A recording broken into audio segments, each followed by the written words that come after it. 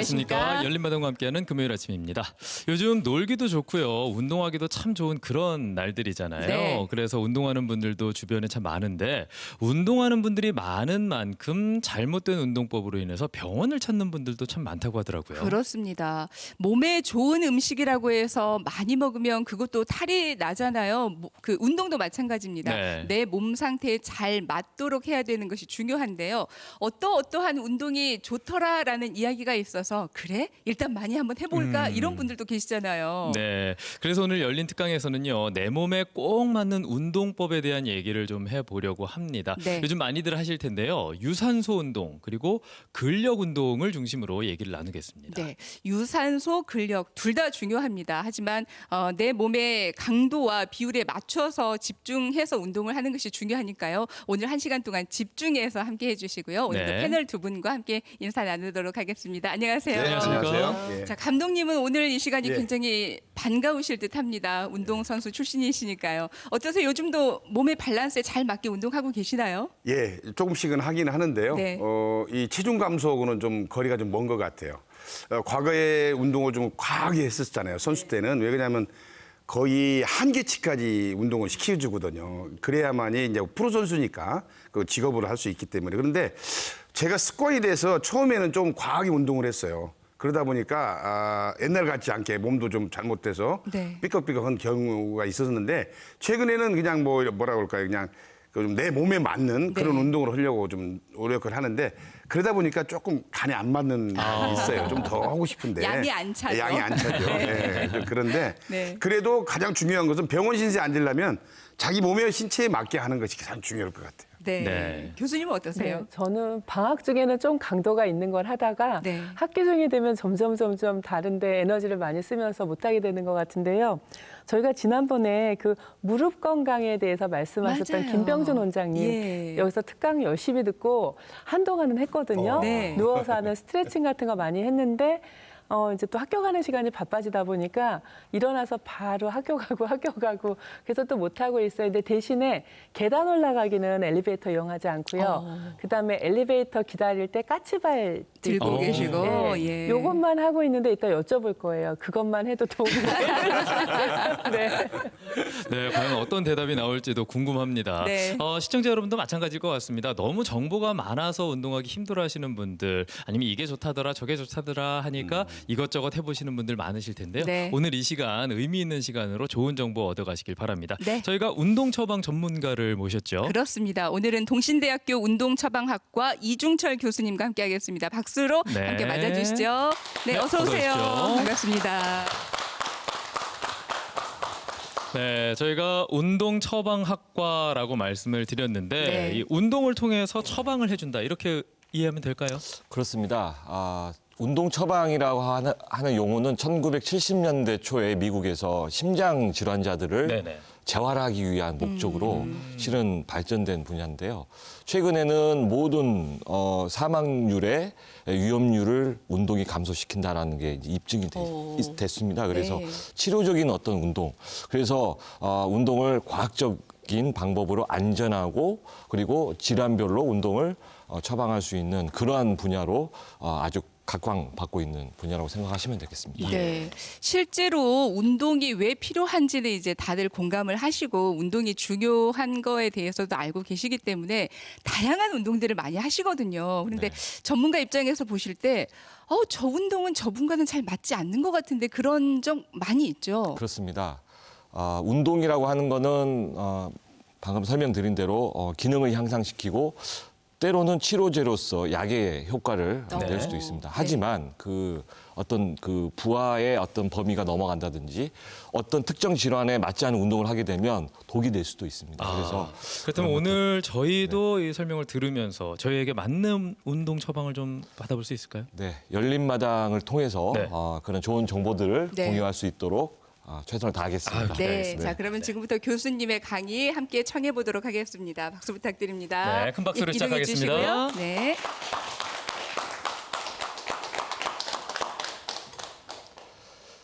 네, 반갑습니다. 동신대학교의 이중철입니다. 유산소 운동 그리고 또는 이제 무산소 운동, 뭐 근력 운동 이렇게 표현을 합니다. 그래서 정확한 정의를 조금 오늘 이 시간을 통해서 알려드리고 여러분들이 어떻게 보면 다 이미 알고 있는 내용들이지만 조금 더 우리가 몰랐던 이게 이런 거였구나라고 하는 아주 또 유익한 정보들이 분명히 있을 것으로 저는 생각하겠습니다.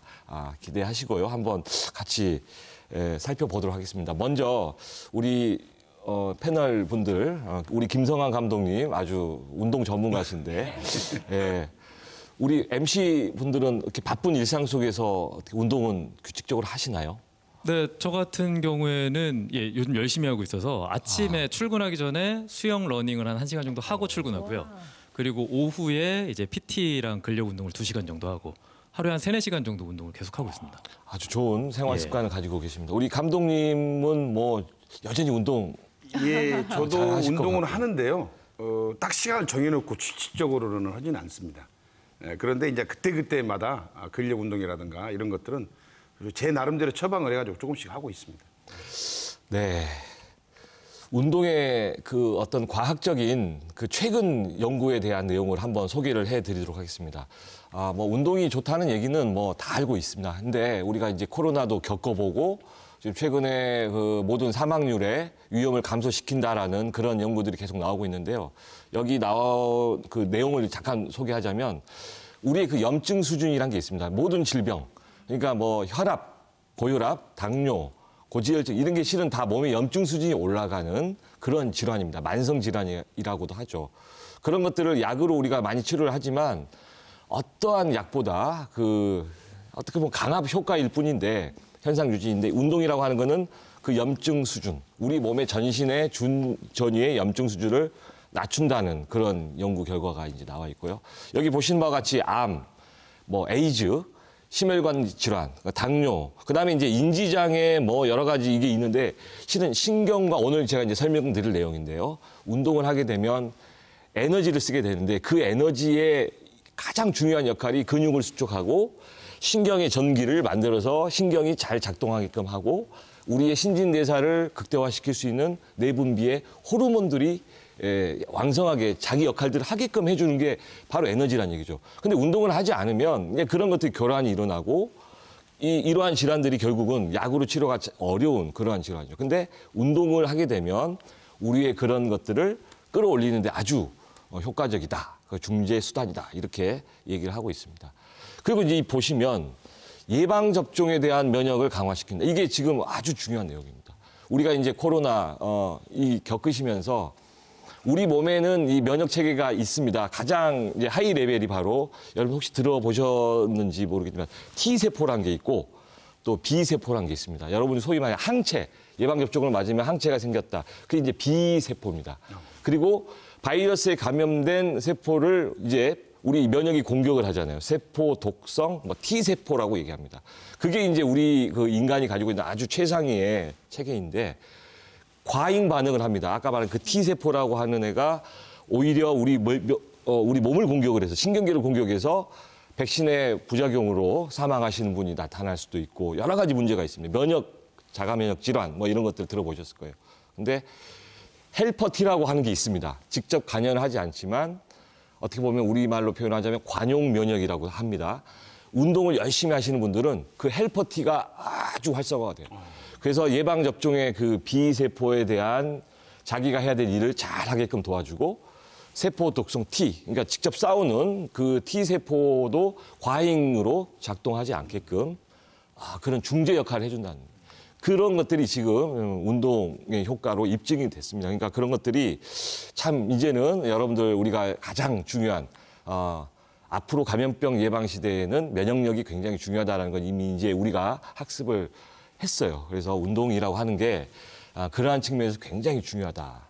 그리고 이제 거기에 맞춰서 최신의 연구 발표를 이제 간단하게 소개하자면 결국은 뭐 삶의 질뿐만 아니라 여기 보시면 불안함, 그다음에 혈압, 그다음에 인슐린, 뭐 민감성, 이게 당뇨병이거든요. 수면의 질, 이게 다 보시면 호르몬 장애, 그러니까 잠을 못 잔다든지, 그다음에 염증에 의한 혈관의 염증 반응, 혈압, 그다음에 세포의 저항, 인슐린 이런 것들이 실은 다 아까 말씀드린 운동을 해서 에너지를 잘 쓰게 되면 다 좋아지는 것들입니다.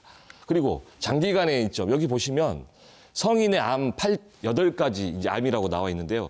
기존에는 운동과 관련된 암이 두 종류였습니다. 유방암과 대장, 결장암. 근데 이제 최근에 연구가 자궁 내막암, 이 호르몬과 관련이 있죠. 그리고 방광암, 그리고 위암, 식도암, 폐암, 뭐 이런 것들. 그러니까 물론 다른 종류의 암하고도 연관이 있겠지만 여기서 만 8가지는 확실히 강력하게 인과관계가 있다, 상관관계가 있다라는 의미가 되겠습니다. 그리고 이제 보시면 치매, 알츠하이머 뭐 이런 것들이 다 뭐냐면 실은 신경계 장애입니다. 신경 전달 물질에 문제가 생기니까, 그러니까 신경에 문제가 생기니까 신경 전달 물질에 문제가 생기면서 신경계 질환이 나타나는 겁니다. 예, 이걸 생각하셔야 돼요. 야, 그런 것들이 실은 결국 보면 운동을 통해서 우리가 인간이 만들어내는 에너지가 우리 몸에 아주 중요한 역할을 하고 있다는 것을 우리가 이제 생각을 할 수 있겠습니다. 자, 그래서 정리를 해보면 이제 운동은 약의 역할, 즉 치료제로서의 역할을 지금 이미 하고 있다는 것을 생각하시고, 그다음에 이제 방금 설명드린 대로 우리 몸의 염증 수준을 떨어뜨립니다. 관절염도 마찬가지고요. 혈압도 떨어뜨리고, 당뇨라고 하는 게 이거예요. 포도당을 우리 몸이 세포가 흡수를 못하는 거예요. 왜? 세포가 다 망가지기 시작하고 저항을 하기 시작합니다. 호르몬이 역할을 못하는 거예요. 근데 운동을 하게 되면 그런 것들을 개선하고 약이 할 수 없는 치료 효과까지 낼 수 있다는 얘기죠. 불안함, 우울증, ADH 다 신경계 장애입니다. 그리고 이제 보시면 여기 다발성 경화증이라고 이제 구체적으로 나와 있는데요. 이게 안타깝게도 자가 면역 질환입니다. 우리의 면역이 아까 말씀드린 대로 과잉돼가지고 신경을 공격하는 거예요. 신경에 그 전기가 잘 가게끔 이 길목이 있는데 그 막 우리 면역이 막 공격을 하는 겁니다. 예. 우리 이번에 코로나도 마찬가지죠. 심장을 공격해서 백신을 맞고 심장 과잉 반응이 일어나서 심장 질환으로 이런 게 실은 다 면역 이상 반응이라는 얘기죠. 그런 것들을 관리함에 있어서 아주 저렴하고 부작용 없는 치료제다 이렇게 생각을 할 수가 있겠습니다. 자, 운동의 최근 이슈에 대한 최신 자료를 이제 소개를 해드렸고, 혹시 유산소 운동, 우리 감독님은 뭐 워낙 전문가시니까 우리 교수님 혹시 유산소 운동, 저는요, 무산 그냥 근력 운동 쉽게 네. 유산소 운동은 하고 나면 막 숨이 차가지고 네. 이렇게 조금 힘들어하는 거, 그래서 뭐 달리기, 뭐 계단을 막 오르내리기 이런 게 유산소 운동으로 저는 알고 있고요, 교수님. 그다음에 근력 운동은 하면 왜 부들부들 떨리면서 왜 근육이 부들부들하는 거 있잖아요. 그래서 뭐 쉽게 예전에 아이들이 벌 쓰던 것 중에서 책 들고 이렇게 서 있기 할 때 팔이 부르르 떨리는 거, 그런 건 네. 근력 운동이 아닌가, 전 그렇게 생각하고 있어요. 일리가 있는 말씀이십니다. 혹시 제가 그러면 100m 달리기는 무슨 운동일까요? 둘 다일 것 같아요, 교수님. 네. 상당히 우리 교수님은 운동에 대한 그래도 정보를 많이 알고 계시는 것 같습니다. 정보가 아니면 제가 네. 이해하는 수준을 말씀을 드린 거예요. 어렵습니다. 저 같은 이제 그 전공을 한 사람도 실은 아까 말씀드린 게 정답이에요. 이게 유무산소가 실은 혼재되어 있습니다. 딱 떨어지는 건 아닌데 엄밀히 말하면 강도가 높으면 무산소, 즉 근력 운동에 가깝고, 강도가 조금 중간 수준에서 많은 호흡을 원활하게 할 수 있으면서 산소를 많이 끌어올 수 있는 운동이 유산소입니다. 그래서 쉽게 말해서 유산소라고 하는 거는 에너지를 많이 이용할 수가 있습니다. 우리의 에너지가 뭐냐면, 여러분들이 이제 아까 이제 설명을 드렸지만 식사를 해서 이게 이제 밥심이라고 하잖아요. 포도당이 이제 소화가 돼서 혈관으로 이제 유입이 되면 우리 이제 근육이 그걸 끌어 쓰는 이제 그렇게 생각을 하는데, 실은 그 이유가 좀 생략돼 있습니다. 바로 그 열량이 쓰여지는 게 아니고 그 열량이 ATP라고 하는 우리 에너지 화폐입니다. 이제 은행에 가서 돈으로 환전을 해야 돼요. 그걸 가지고 하는 거예요. 그게 아까 말씀드린 대로 근육을 수축시키고 호르몬 분비를 제대로 해주고 신경이 원활하게 일을 하시고, 이 세 가지가 잘 작동시키게 하는 거죠. 그러한 원천을 만드는 데 유산소 운동이 아주 중요하다는 얘기죠. 그리고 순환, 아까 말씀드린 혈관의 어떤 순환에 용이한 운동이기 때문에 실은 요즘은 심장 강화 운동이라고도 얘기합니다. 그래서 오래 살기 위해서는 유산소 운동을 많이 해라, 이런 말을 하게 됩니다.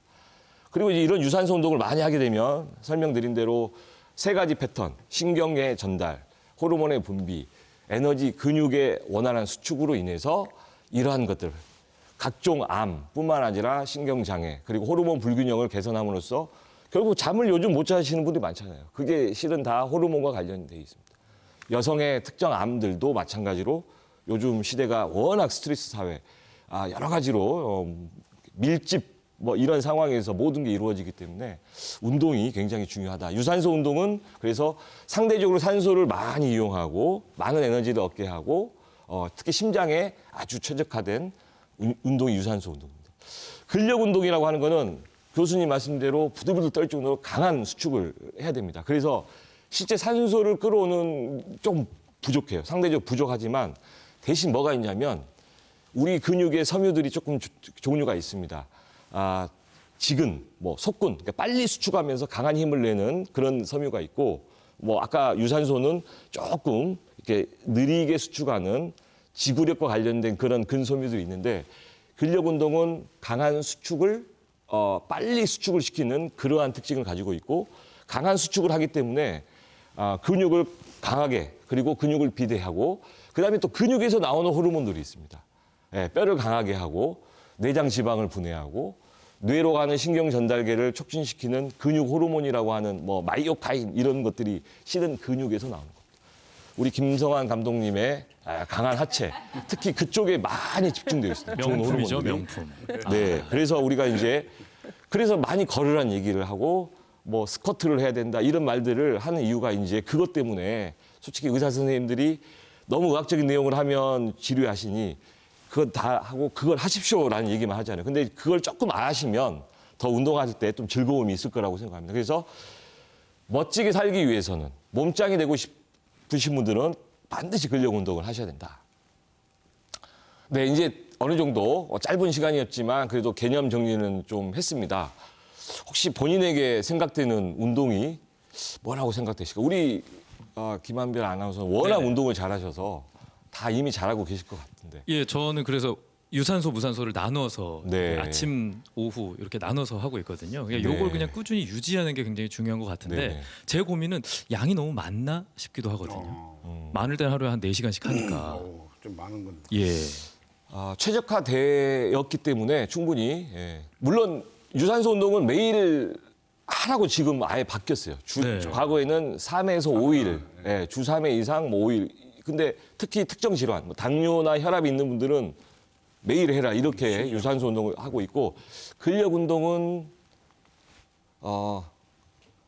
매일 하는 것보다는 간헐적으로 이틀에 한 번 정도. 왜냐하면 아까 말씀드린 근육이 여러 가지 일을 하거든요. 인슐린의 역할도 합니다. 인슐린 분비가 안 되는 문제가 있는 세포에 저항이 있는 당뇨병 환자들 같은 경우는 근육이 그거를 극복할 수 있는 능력이 있어요. 그래서 그거를 많이 하게 되는 데는 조금 휴식 시간이 필요합니다. 그래서 매일 하는 것보다는 근력 운동은 간헐적으로 하는 게 안전하고 유산소 운동은 본인의 능력껏.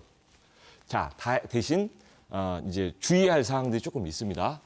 먼저 이제 당뇨나 이러한 만성 질환이 있는 분들은 확실하게 그거를 알고 하셔야 됩니다. 특히 공복에 한다든지, 그다음에 혈당 조절에 어떤 장애가 생길 정도 저혈당의 위험이 있는 상황인지를 확인을 하셔야 됩니다. 그래서 운동의 목적이 무엇이냐? 아까 말씀드린 우리 감독님처럼 이미 어느 정도 근육량을 유지하기 때문에 관절을 더 강하게 하기 위한 보강 운동이냐? 아니면 나는 당뇨가 있어서 의사 선생님이 당뇨병을 개선하는데 근력 운동이 좋습니다 해서 그런 분들인지, 그리고 근력 운동 위주로 해서 허리라든지 뭐 이런 쪽을 강화시키는. 근데 이제 또 이게 있습니다. 디스크에 좋은 운동이 보통 우리가 근력 운동 이렇게 하는데 그건 아닙니다. 디스크 자체는 좋아지지가 않습니다. 오히려 유산소 운동, 걷기 운동을 많이 하셔야 돼요. 그래서 운동의 목적이 다 다릅니다. 그래서 제일 좋은 방법은 전문 자격을 가지고 있는 전문가하고 상담을 하시는 게 좋고, 조금 이제 문제가 있는 분들은 의사 선생님과 상의를 하는 게 굉장히 좋다. 그래서 내 몸의 상태를 반드시 알아야 되고, 그다음에 유산소와 근력 운동의 밸런스는 방금 설명드린 우리 김한별 아나운서님처럼 운동에 최적화된 분들은 열심히 하시면 돼요. 대신 이제 나는 다이어트를 위해서 아침을 아예 먹지 않고 하겠다. 이제 그런 게 조금 나중에 문제가 될 수가 있습니다. 왜냐하면 에너지를 끌어와야 되는데 공복에 이제 운동을 하다 보니까 물론 이제 지방을 끌어오는 효과는 있습니다. 20분 정도 지나면 유산소로 전환이 되거든요. 에너지원이 주로 지방입니다. 근육에 있는 또는 그 간 속에 있는 그런 포도당은 한계가 있고요. 시간이 좀 지나면 그런 유산소 개념으로 들어가서 지방을 분해하는 효과가 있기 때문에 다이어트를 위해서 유산소 운동을 한다, 공복 시에. 근데 굉장히 위험할 수가 있습니다. 저혈당이 올 수도 있고, 그 다음에 이제 너무 근육량 자체가 없는 분들이 그런 운동을 시도하게 되면 잉여 근육을 끌어오는 그런 부작용이 생깁니다. 그러니까 요요 현상이 올 수가 있죠. 자, 근육량이 확보가 되고 체지방을 연소하는 게 나중에 봤을 때는 훨씬 몸매를 아름답게 하고 살 빼는 데는 그런 운동을 하셔야 돼요. 근데 먹지 않고 유산소 운동을 하게 되면 지방은 뭐 연소가 되지만 근육량이 같이 감소하기 때문에 결국에는 요요 현상이 오면서 체중이 불어나는 그런 잘못된 그런 상황 사례도 있습니다. 그래서 밸런스가 굉장히 중요하다. 자, 10만 시간당 0.14에서 0.12 정도의 그 운동 중에 문제가 나는 그런 데이터들이 있습니다. 실제 사망하는 경우도 있습니다. 여러분 잘 아시는 우리 국민 개그맨이셨죠. 김형곤 씨도 운동하다가 돌아가셨어요. 운동을 열심히 하시다가 속이 안 좋고 몸이 이상해서 화장실에 가셨는데 거기서 돌아가셨습니다. 운동하다가 돌아가셨어요. 그러니까 너무 안타깝고. 자, 그러니까 이런 경우는 반드시 지금 이러한 증세들이 만약에 평소에 운동을 하기 전에 이런 게 한 번이라도 내가 있었다라고 판단되시는 분들은 반드시 운동을 시작하기 전에 의사 선생님하고 상의를 하셔야 됩니다. 네. 그리고 지금 이제 여기 나와 있는 내용 중에 가슴, 목, 턱, 여기 뭔가 이 중압, 압박감 이런 거는 전형적인 협심 증세입니다. 심장의 관상동맥에 문제가 있어서 심장이 굉장히 지금 괴로워하고 있는 상황이기 때문에 이럴 때는 집에서 쉬시면 안 되고 이런 증세가 있다라고 하면 바로 병원을 가셔야 됩니다. 지금 다 결국은 심장과 관련된 내용들이고요. 대부분의 운동 중 사망은 다 심장과 관련되어 있습니다. 아니 나는 마라톤 대회도 나갔어요. 정말 나는 나는 젊었을 때부터 감기 한번 걸린 적 없다. 그랬는데 이게 직장 무슨 체육대회 가셔가지고 이게 다 그래서 전조 증세가 다 있습니다. 그래서 이런 것들이 있는 경우는 반드시 의사 선생님과 상의를 하셔야 되고 필요하다면 운동 부하 검사, 사전에 운동하기 전에 운동을 통해서 하는 검사들이 있습니다. 운동을 이렇게 쭉 하면서 중간중간 혈압을 잰다든지 그런 증세들을 이렇게 확인한다든지 운동 중에 맥박을 재본다든지 이런 검사들을 조금 해보시면 훨씬 더 안전하게. 여기 보시면 이제 그 운동을 하다가 이제 운동이 끝났습니다. 1분 정도 지나면 12박 정도, 분당 12회 정도 맥이 감소가 돼야 돼요. 근데 그게 떨어지지 않는 분들이 있습니다. 그거는 이제 부정맥이 있을 가능성이 높습니다. 그런 분들도 굉장히 사망의 위험이 있기 때문에 확인하셔야 되고, 그다음에 다리가 저리다 이런 분들이 있습니다. 물론 디스크로 인해서 좌골신경통이나 이런 것들로 인해서 다리가 아플 수 있어요.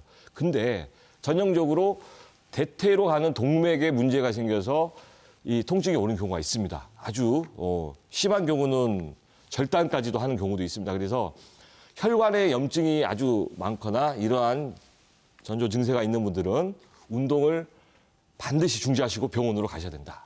꼭 말씀드리고 싶습니다.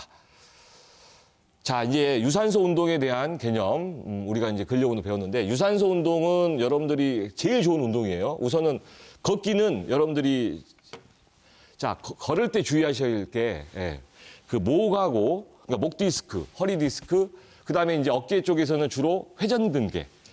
나이가 이제 40대, 50대 특히 시청하시는 우리 연령대 우리 시청자분들은 대부분 이런 통증이 있을 겁니다. 그리고 무릎 입장에서는 이제 무릎 관절 연골이죠. 이게 이제 있기 때문에 많이 걸으면 아프다. 근데 그거를 다른 방법을 통해서 하는 것보다는 재활 운동의 개념으로 걷기를 하셔야 된다. 그래서 목이 아프신 분들은, 디스크가 있는 분들은요, 일단은 이 날개뼈 있죠. 이 견갑뼈라고 하는 이 뼈를 항상 뒤로 이렇게 제낀 상태에서, 자, 고개를 제끼는 게 아니고요. 허리와 목을 동시에 이 천장을 바라보는. 자, 이걸 수시로 하셔야 됩니다. 이걸 수시로 하셔야 되고, 어깨를 예를 들어서 우리가 이제 어깨가 아파요 할 때 이제 자가 진단 방법 중에 하나가 팔을 올리면 조금 괜찮은 것 같아요. 어깨. 그러면 목에 문제일 가능성이 높고 팔을 올리면 올릴수록 더 아프다. 그거는 오십견, 회전근개일 가능성이 있습니다. 어찌 됐건 제가 알려드린 이 방법은 두 가지 다 효과가 있는 어깨를 짜서 허리를 제끼면서 이렇게 호흡을 그렇게 하시고 회전근개에 문제가 있는 분들은 절대로 무거운 걸 들거나 갑작스럽게 하시면 안 돼요. 이 견갑 운동을 많이 하셔야 돼요. 그리고 이렇게 보시면 팔꿈치는 이렇게 붙인 상태에서 자연스럽게 이 손을 이렇게 넘기는 거 이거를 수시로 하셔야 됩니다. 그리고 이제 스쿼트 우리가 많이 스쿼트 하잖아요. 스쿼트 할 때도 이 허리를 핀 상태에서 자 그 상태에서도 이렇게 계속 이 견갑 운동을 하셔야 돼요. 이 날개뼈라고 하는 견갑골에 붙어 있는 근육이 17개입니다. 그러니까 이 상반신에 있는 모든 근육이 이 뼈가 잡아주고 있는 거예요. 이게 잘못되면 소위 말해 위팔뼈라고 하는 이게 빠집니다. 이게 이제 이 힘줄이 못 잡아주는 이 상완골이라는 뼈가 빠지게 돼 있어요.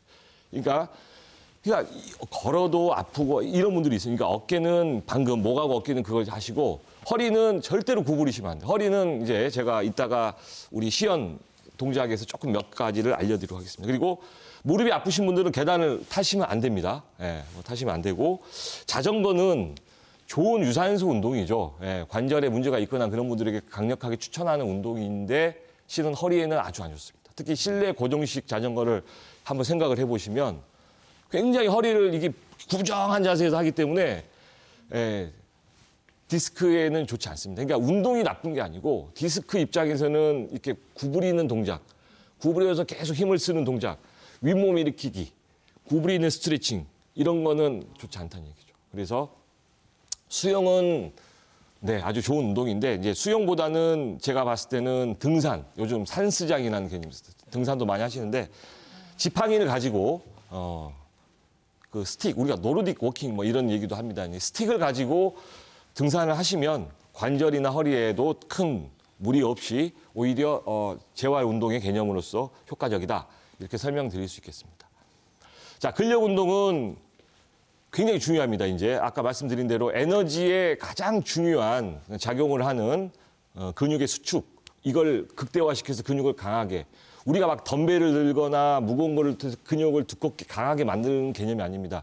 말씀드린 대로 호르몬과 신경계와 여러 가지 신진대사를 최적화시키는 데 있어서는 굉장히 중요한 운동이기 때문에 즐거운 마음으로 당뇨병이 있는 분들은 당뇨를 극복하고 혈압이 높은 분들은 혈압을 유지 뭐 이런 개념으로 근력 운동을 오늘 배워보도록 하겠습니다.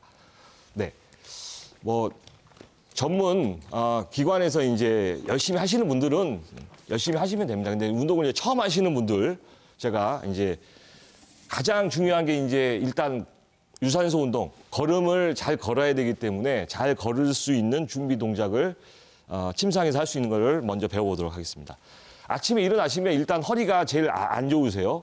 평소에 허리가 아프신 분들은 이미 오래전에 디스크라든지 뭐 요통을 경험하신 분들입니다. 디스크에 문제가 있다라고 생각을 하고 자 일단 엎드리는 것부터 하겠습니다. 일단은 제일 좋은 거는 이렇게 해서 디스크를 집어 밀어 넣어주는 동작 이렇게 쭉 우리가 신전 동작이라고 합니다. 그래서 이게 쭉 이 동작을 한 3분, 5분 정도 수월해진다고 하면 조금 더 제끼셔도 돼요. 살짝 제껴보겠습니다. 이렇게.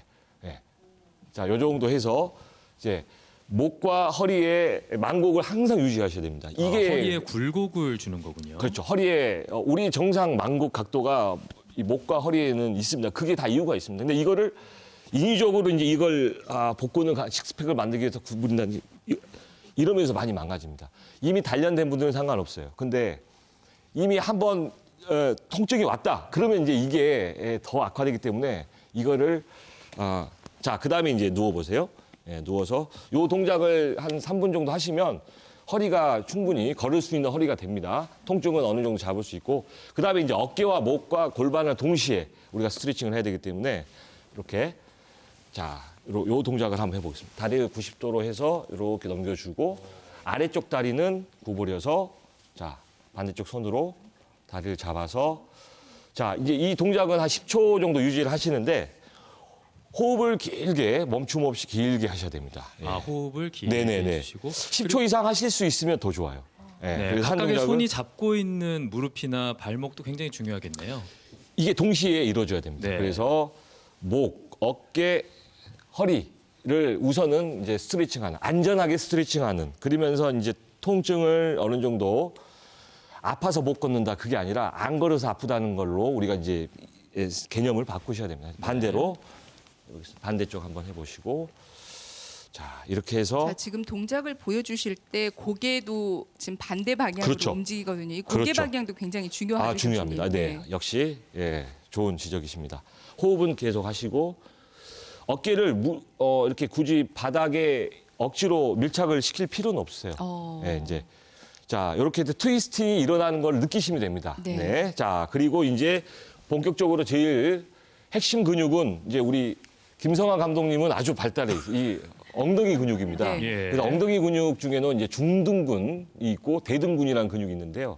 제일 확실한 중둔근 먼저 이게 조개 운동이라고 합니다. 우리 조개처럼 이렇게 들었다가 이게 뭐 어렵지 않습니다, 여러분. 오늘 배우는 근력 운동은 우리가 근육을 두껍게 강하게 이런 운동이 아니고 우리가 잘 걷고 근력 운동을 통해서 건강의 이점을 얻기 위한 근력 운동이다. 그래서 이게 이제 되면은 여러분들이 본격적으로 이제 전문 기관에서 하시면 되는데 한번 해보겠습니다. 자, 이렇게 좋습니다.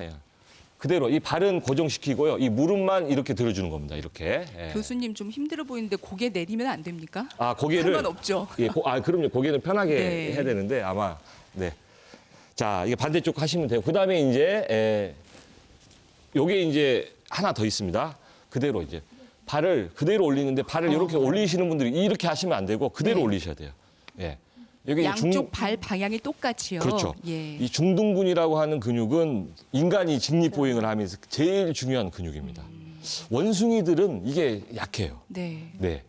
자, 그 다음에 이제 엎드려서 큰 근육이죠. 우리 김성환 감독님이 아마 아시아에서 가장 발달한 저는 야구 선수 제 어릴 적부터 쭉 유심히 봤는데 그대로 들어 올리시면 됩니다. 그대로 다리 한쪽씩.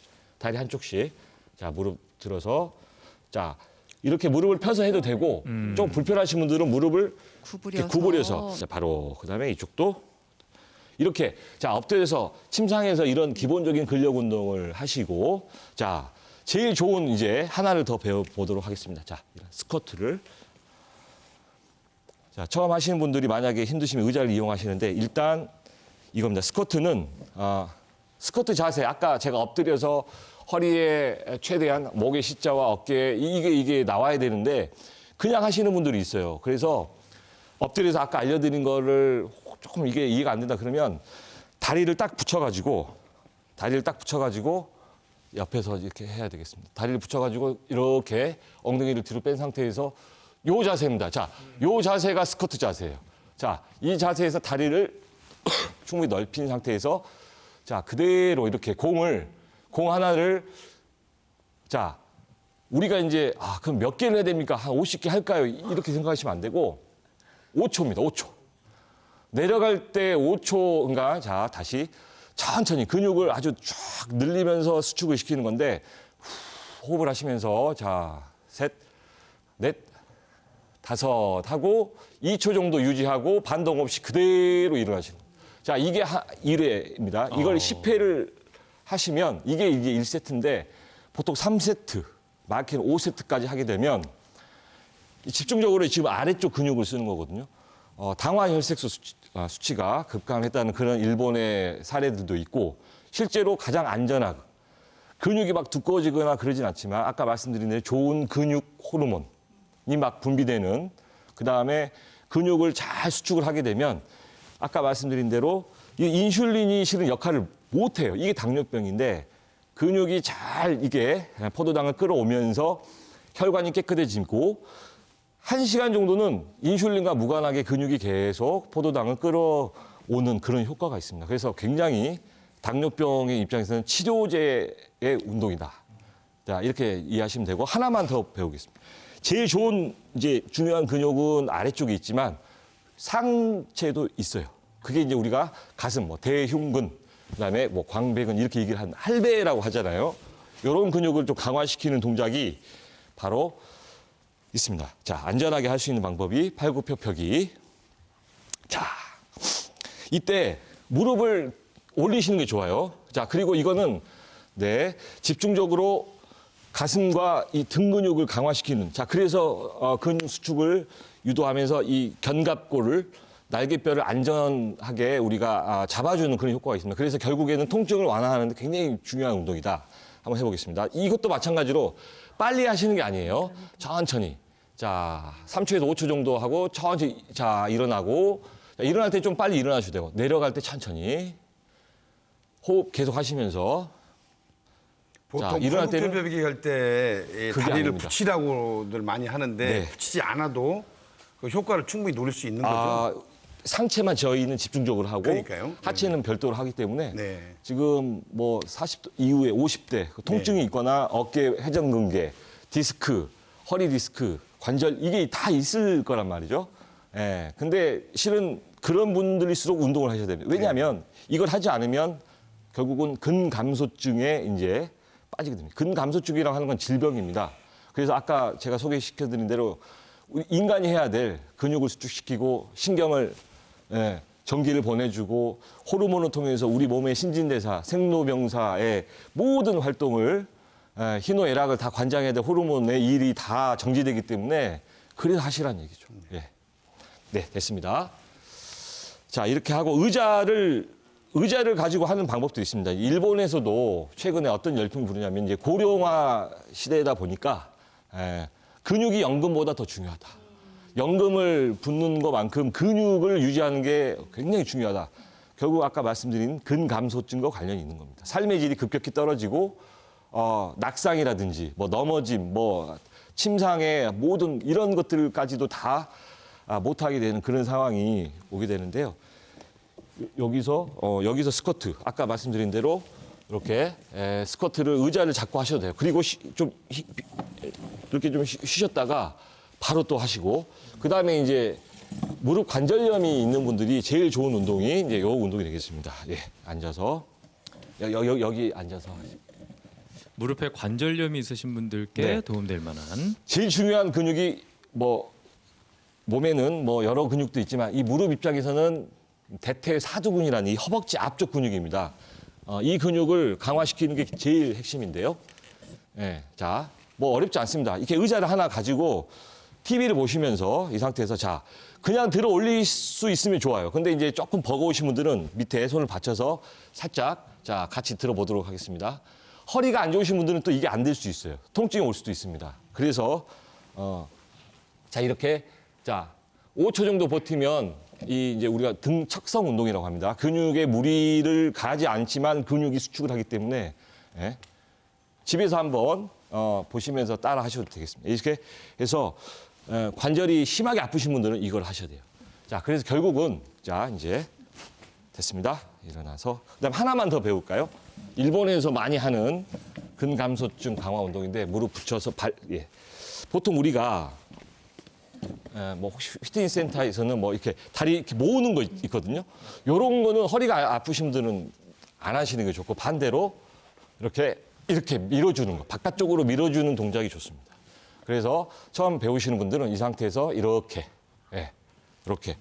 쭉 3초에서 5초 정도 버티면서 들어서 이렇게 버텨요. 자, 바로 하고 들어서 이렇게 버텨.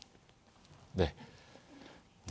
그리고 다리를 쭉 들어서 쭉 이렇게 자 이렇게 올려도 됩니다. 이렇게 대퇴사두근은 여기서 이렇게 하는 잡아서 올리는 이런 동작도 있고요. 네. 그다음에 이제 발목의 통증이 또 중요하거든요. 우리가 이제 발목에도 근육이 있는데 그거는 이렇게 잡고 다리를 자 이렇게 들어서 뒤꿈치를 최대한 밀어서 이렇게 당겨주는 거. 자 보시면 들어서 자 자연스럽게 들어서 뒤꿈치를 쭉 뻗어주는.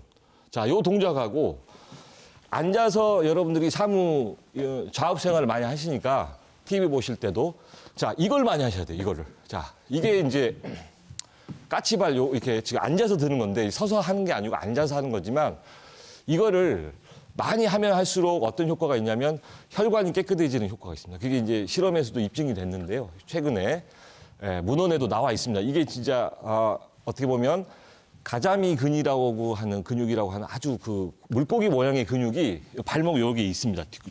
종아리 쪽에. 지금 그 근육만 쓰는 거예요.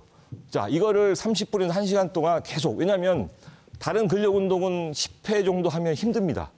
예, 근데 이 운동은 한 30분 해도 힘들지 않아요. 근데 이제 이게 운동이 될까라고 하는데 발목 운동은 당연히 되지만 다른 효과가 있습니다. 아까 말씀드린 대로 근육이 스펀지처럼 포도당을 끌어오는 그런 효과가 있어서 혈관을 개선시키는, 혈행을 개선시키는데 아주 도움이 된다. 이렇게 되어 있습니다. 그래서 간단하게 이렇게 소개를 해드렸고 그러면 여러분들이 이제 자, 일단 저희 시연하신 시연자 분 오정현님께 이동하시고요. 박수 한번 주시겠습니까? 네. 네. 저희가 자리로 모시도록 하겠고요. 자, 예. 운동하시는 운동 어떻게 하는지 하나하나 알려주실 때 네네. 저희 스튜디오 분위기가 숙연해지는 것이 네. 우리가 운동을 많이 안 했구나라는 그런 뜻이었습니다. 예, 교수님 이어주시죠. 네, 그래서 물론 눈으로 하는 운동 이게 지금 여러분들 다 알고 있는 내용들인데 이게 실천하는 게 굉장히 이제 관건입니다. 근데 운동이라고 하는 거는 가장 안전한 가장 최고의 치료제다라는 것을 반드시 기억하시고 건강 수명 그리고 또 살을 뺀다든지 또 성인병을 예방하고 치료하는 데 있어서 가장 좋은 방법이다. 이 세 가지를 꼭 기억해 주시면 고맙겠습니다. 네, 네. 강의 마치도록 하겠습니다. 박수 한번 주시겠습니까? 네, 잘 들었습니다. 두 분은 또 어떻게 들으셨는지 궁금한데 혹시 궁금한 점 있으시거나? 예. 그 근력 강화 운동이 가장 중요하다고 그렇게 말씀을 하셨는데요. 그 저희 친구들 또래쯤 되면은 무릎 같은데 관절이 좋지 않아서 네. 이 아까 말씀하시는 그 스쿼트 같은 것을 하고 싶은데 무릎이 아프니까 안 하거든요. 이럴 때 과연 이걸 좀 아픔을 참고 조금씩이라도 해야 될 것인가? 아니면 어떻게 해야 될 것인가? 이게 하면 구부리면 아프거든요, 이게 일단은. 그러니까 안 해진단 말이에요. 사장님. 그러다 보면서 더 감소가 되거든요. 이걸 참고 좀 해야 되는지 그걸 좀 묻고 싶어요. 그 안전 범위가 있습니다. 무릎이 이제 관절염이 심하거나 인대에 어떤 손상이 있는 분들은 스쿼트 자체가 굉장히 위험할 수가 위험하죠. 있죠. 네. 근데 각도가 있습니다. 야. 각도가 있고 강도가 중요한데 제일 좋은 방법은 그런 분들은 이제 누워서 하는 스쿼트가 있습니다. 근데 이제 그거는 또 장비가 있어야 되기 때문에 안전한 방법은 집에 벽에 등을 기대시고 이렇게 벽에 기댄 상태에서 벽에 하나를 이 가운데 끼워 놓고 천천히 90도가 채 안 되는 범위에서 그러면 이제 힘이 좀 슬라이드 그렇죠. 슬라이딩 운동을 먼저 하시면 돼요. 굉장히 이거는 체중 부하가 걸리는 운동이 아니기 때문에 그렇죠. 그렇게 하고 조금 이제 좋아지시면 통증이나 이게 좋아. 왜냐하면 결국은 유산소 운동을 병행하셔야 됩니다. 그렇죠. 염증을 제거하기 위해서는 피가 가야 되거든요. 디스크나 연골에는 혈관이 별로 없습니다. 그래서 유산소 운동을 해야 되는데 그러다가 좋아지시면 방금 배웠던 5초 이상의 슬로우 스쿼트를 하시면 아주 좋겠습니다. 네.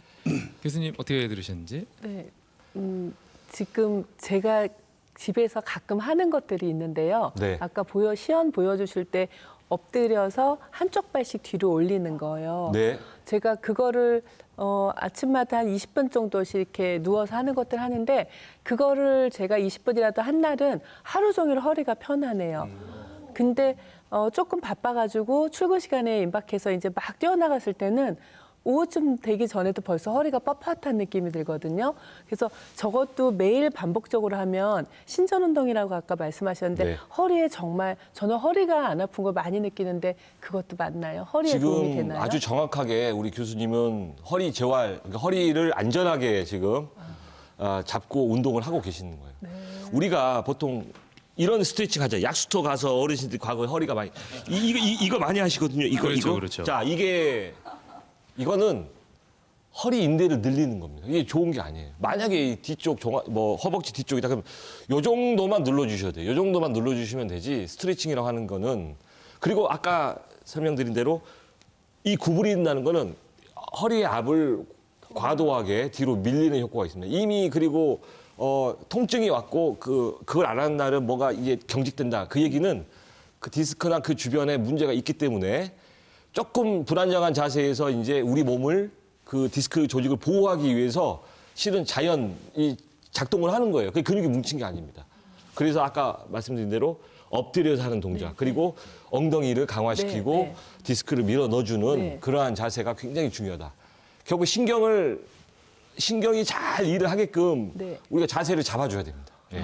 저는 교수님 그 운동을 아침에 한 20분 정도 하고 잘하고 나면은요 계시는데. 예, 계속 계단을 올라갈 때 발이 성큼성큼 올라가고요. 네. 그거를 덜한 날은 이 다리 올라가는 그 폭이 조금 좁아지는 걸 제가 느끼거든요. 네. 신경근에 이제 허리에서 나오는 신경 뿌리들이 있는데 거기가 이제 나가는 쪽이 운동이고 들어오는 쪽이 감각인데 이게 다 눌린다는 얘기죠. 그러니까 아무래도 운동 능력도 떨어지고 감각 능력도 떨어지고 통증이 이제 방사가 되는 것이고 하여튼 이게 이제 뇌가 우리 그 통증을 느끼는 거는 뇌가 있기 때문에 느끼는 겁니다. 송충이는 이게 자르면 꿈틀하잖아요. 그건 뇌가 없기 때문에 통증은 느끼는 게 아니에요. 근데 인간은 통증을 느낍니다. 이게 뇌가 근데 그게 이제 반복되다 보면은 어떤 현상이 일어나면 기능이 이제 급격히 그게 이제 근감소증과 관련.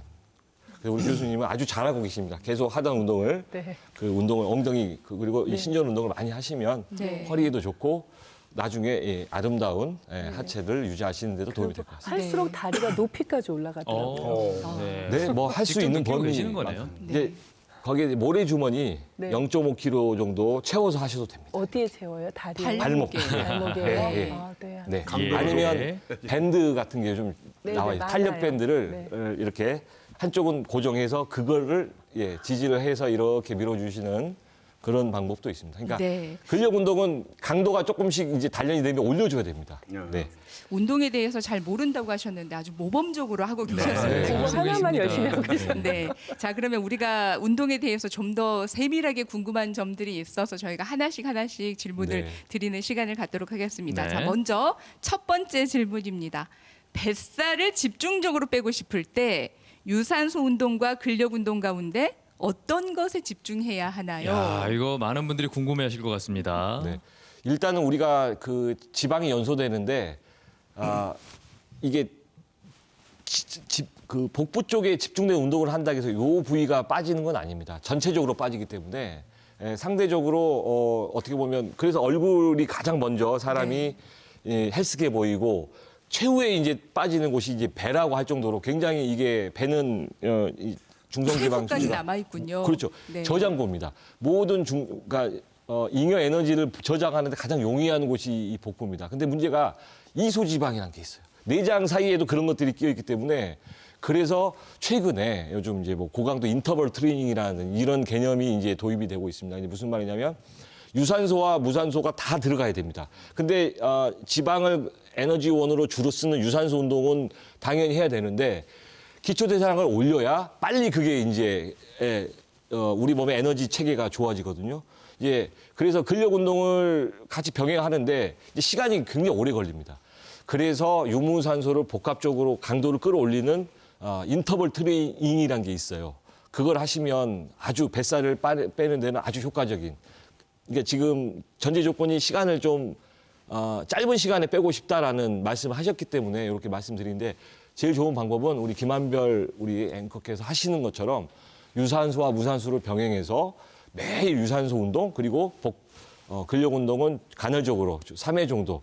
요게 가장 좋은 모범 정답이고 시간이 없는 분들은 고강도 인터벌 트레이닝이라는 개념을 조금 기억하셨으면 좋겠습니다. 네, 다음 질문으로 넘어가겠습니다.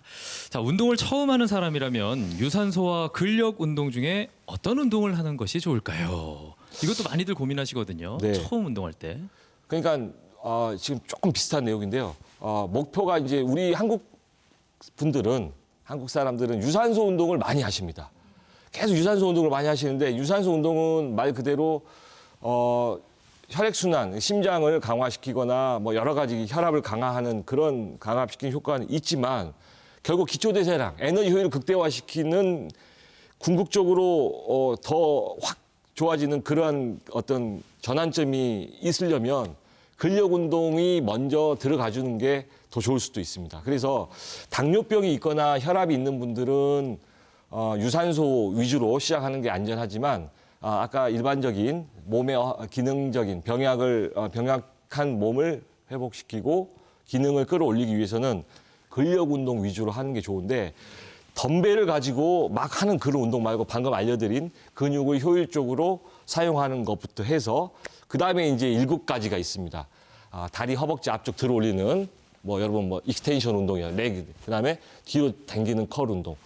그다음에 누워서 이렇게 밀어주는 프레스 운동이 있습니다. 이 3가지가 하체 운동이고 상체는 위에서 잡아당기는 거, 아래에서 위로 올리는 거, 그다음에 이렇게 밀어주는 거, 그다음에가 이제 뭐냐면 이렇게 견갑을 쭉 당기는 게 시티드 로우라는 운동이 있습니다. 이렇게 7가지가 기본 운동이 되겠습니다. 그래서 처음 하시는 분들은 우선 집에서 조금 한번 해보시고 그리고 시간이 허락되면 이제 전문가에게 그러한 운동을 직접 처방을 받으시는 게 제일 좋은 방법일 것 같습니다. 네. 네. 자, 그리고 다음 질문 드릴게요.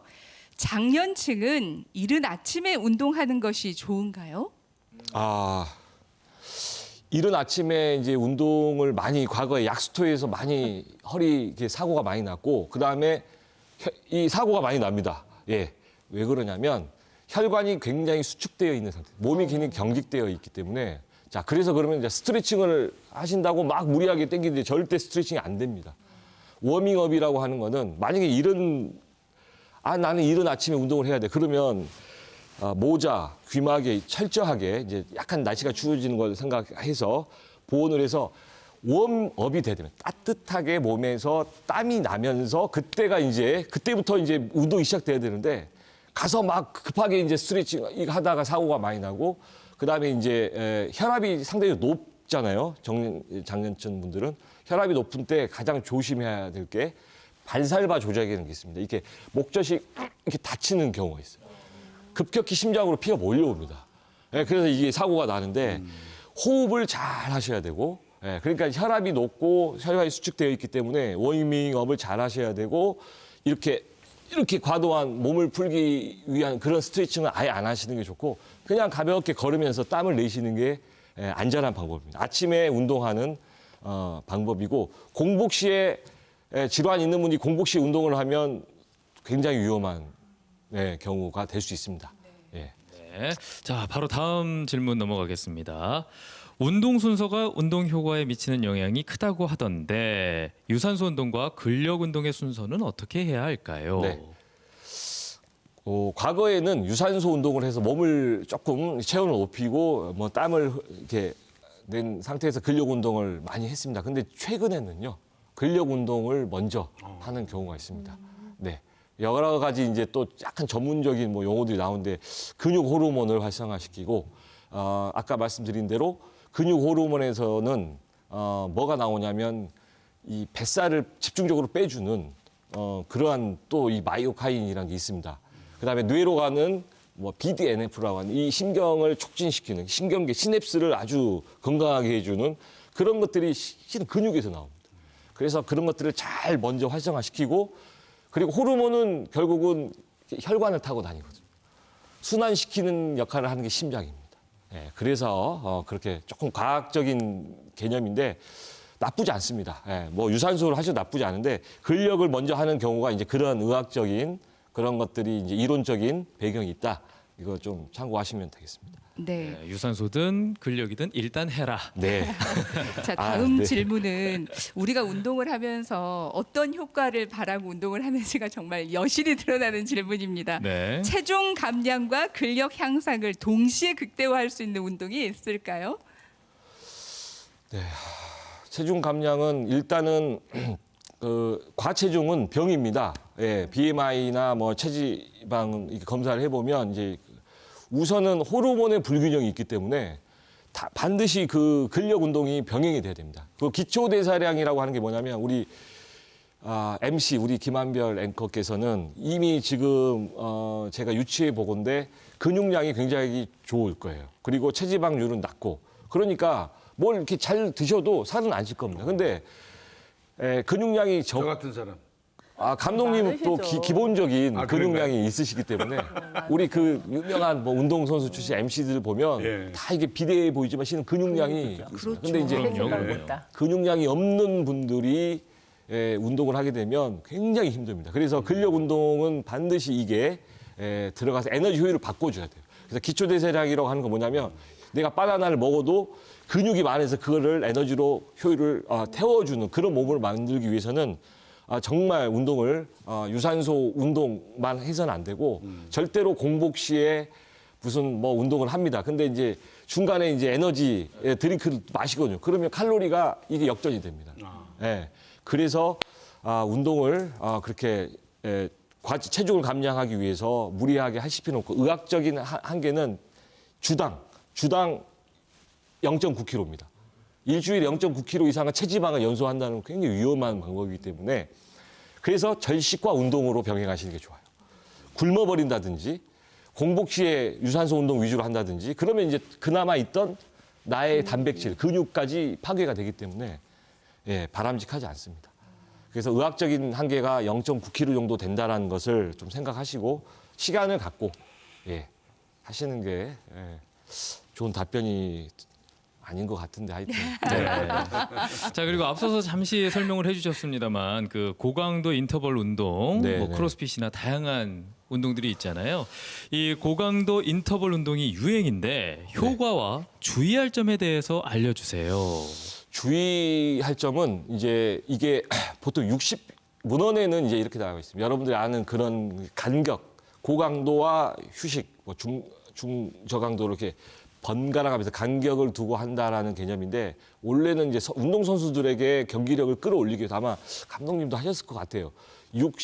보통 20초에서 240초, 30초에서 뭐 300초 요런 그러니까 30초짜리 운동은 자기 맥박을 기준으로 최대 능력의 거의 98%, 100 거의 거기에 도달시키는 겁니다. 자, 그러면 무지막지하게 심장에 무리가 간다는 얘기죠. 네, 그래서 운동선수 외에는 안 했는데 왜 갑자기 이 효가 뭐 이게 있냐면 심장 질환, 특히 질환 중에서도 심장 질환의 종착역이라고 불리우는 심부전 환자, 즉 피가 고여 있는 분들이에요. 이 수축이 안 되는 분들입니다. 그리고 최후에는 심장 이식까지도 생각을 해야 되는 그런 분들이 이 운동을 한다는 얘기죠. 그래서 삶의 질이 좋아집니다. 전신의 말초 조항이 감소하고 그게 왜 그러냐면 한번 이렇게 생각하시면 돼요. 맥박이 거의 자기 최대 능력의 90% 이상으로 끌어올려가면 이제 100m 달리기라고 생각하시면 돼요.